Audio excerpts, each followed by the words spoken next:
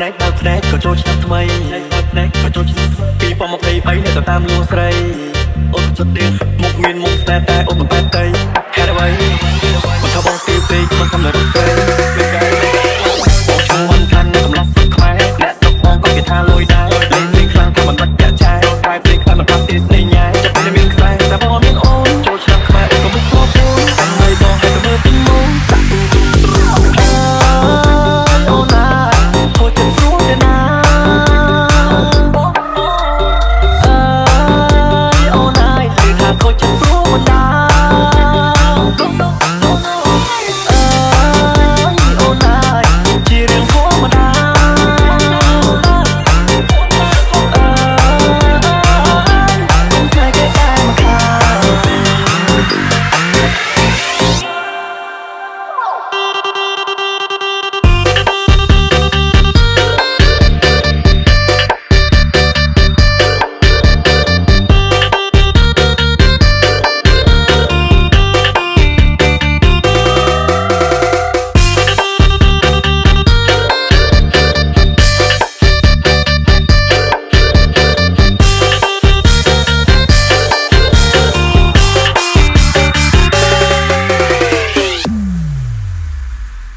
បងស្ដាប់នឹងសិនរឿងនឹងគឺបែបនេះអាចនាងតាមខ្ញុំគិតមួយដូចចូលវីពេកពីនេះខ្ញុំលបឿនអូត្រីយត់ហត់ពេលខ្ញុំទៅដុំជីតាមមើលតាម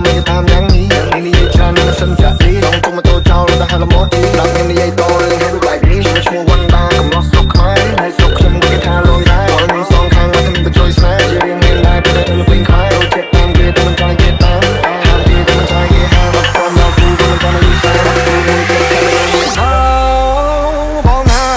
ជាកំហុសអ្នកណាជាកំហុសអ្នកណាបងហើយមាននៅវ័យសិក្សារៀនទេបងរៀនចប់សិនចាំនិយាយរឿងស្នេហ៍ក្នុងចិត្តបងខ្លាំងជាប្រចាំខែការនៅរៀនបងឈប់ធ្លាក់ដែរតែក្នុងមនុស្សស្នេហ៍ចាយស្នេហ៍ច្រើនពេកជាងមិនរៀនមកដែរ